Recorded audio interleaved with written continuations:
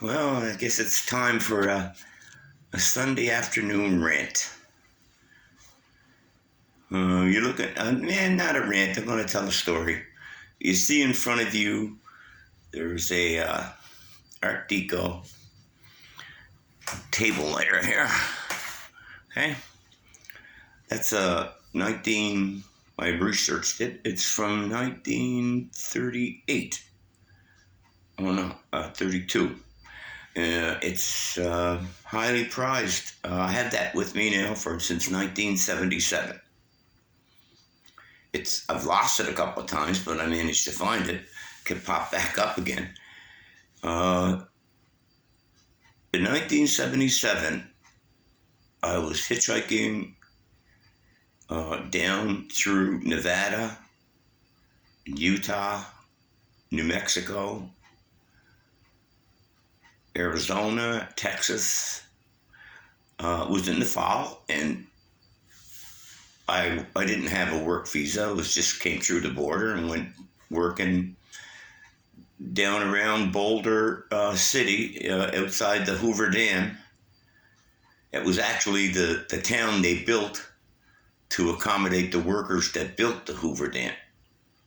It was like a mining town, like New Waterford, all gridded out, just like a checkerboard.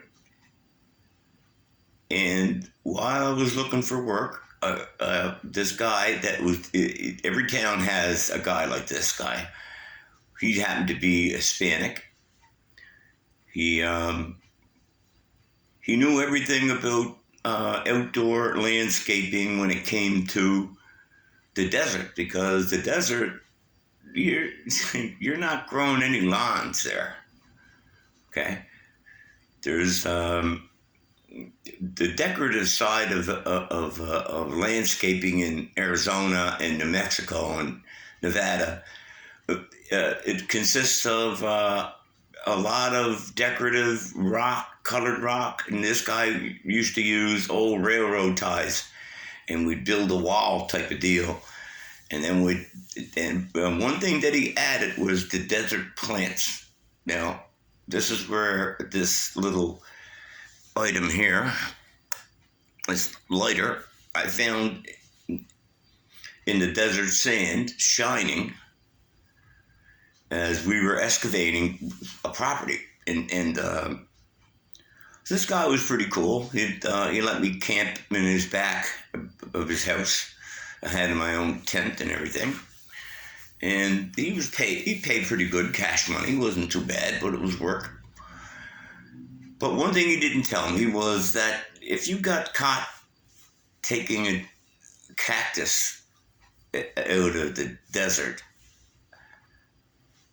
most of it's federal property, you go to jail for 10 years. Okay? And I didn't know that little fact, because we went out into the desert, and there was a small cactus that had to be excavated at night. You had to dig around 4 feet around circumference and down. And if you went down 2 or 3 feet to meet the roots of this small sequoia, which were the prized form of cactus. I got one here, but it's not a sequoia. That's a reminder of the cactus. Anyway,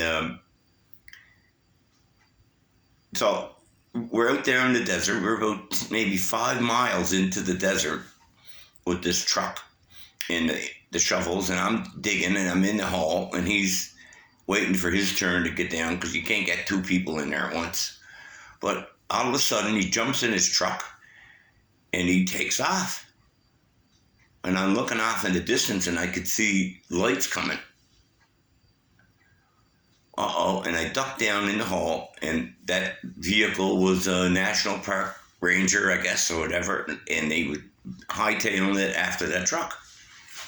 And I was down in the hole. The guy left me there. I was pissed off, thinking, what? Like, I didn't know anything about the federal law, and I didn't know what was going on. So I had to wait a while, and he didn't show up again. It was getting near sunrise. It was still dark, the darkest before dawn. And I'm walking out following the tracks of the vehicles. And I only have a small flashlight. I didn't want to use it all the time, but I had to my footing at times. And there I am walking out, and something that I don't think not many people have seen this. I'm sure of that. Now, in the desert, you have a lot of the animals that you don't usually see them till nighttime because it's so hot in the day. So at night, there are large herds. I'm going to call it a herd because these are jackrabbits that are about 2.5 feet high to 3 feet, and they travel in a herd. And I didn't know this, and I'm a Cape Bretoner in the desert, okay? And I got some water, and I'm walking, and all of a sudden, when I shine the light, I see like a million pink eyes just looking, and I turn the light off, and in front of me was this huge herd of jackrabbits that were moving silently. And when I looked again, there were coyotes, like maybe 3 to 4 of them, and they're actually like herding these things. And they would lay down and just like they own them. And the jackrabbits would be quiet or whatever when the coyotes wanted to eat, they just pluck one out of the middle. It was amazing, a sea of pink eyes and white. And so I walked and didn't disturb them that much. They took off, but didn't move too far, and I had to walk out. And I kept walking, and the sun was coming up, and it was, I don't know many people that had been in the desert with the sunrise, but it's quite spectacular. And you got to watch out now because there's scorpions, there's rattlesnakes, it's all kinds of different bugs. And if you're not careful, your clothing, you'll have them on. And so I'm aware of this stuff, but I'm not aware of this federal law. And I'm coming out, and when I get back to where Buddy's house is, his truck is not there. My gear is all packed up neatly, and my bag is put over to the side. And there's an envelope there, and there's some money in the envelope. That's for the work. And then there was a note explaining everything. That had he not taken off and drawn them away, they would have probably grabbed me. So there you go. I never seen him again. Miguel. His mother was a nurse. That's what bound us. Both mothers were nurses. I got to meet her in Phoenix. Oh, wow. That was a good trip. Now, I learned a lot down in the United States traveling. I worked at a lot of jobs. Everywhere I went, I had a pair of work boots that were slung over my pack sack. And that was a good indicator because a lot of times the truck would pull over and somebody would offer you 2 or 3 days work. It was a good thing. It was a couple of years working up north. Worked on a helicopter crew doing seismic work. These pilots were like Vietnam vets. Yeah, worked at a lot of camps. Did a lot of different jobs. Way before the big money. Like, this is the 70s. There was no big money then. Now, different. So this is a Sunday afternoon, and I didn't want to talk about anything too heavy because it's not a heavy day, but I'm getting a lot of pushback from certain people about my stance on certain political topics that are hot topics. So I want to avoid that right now.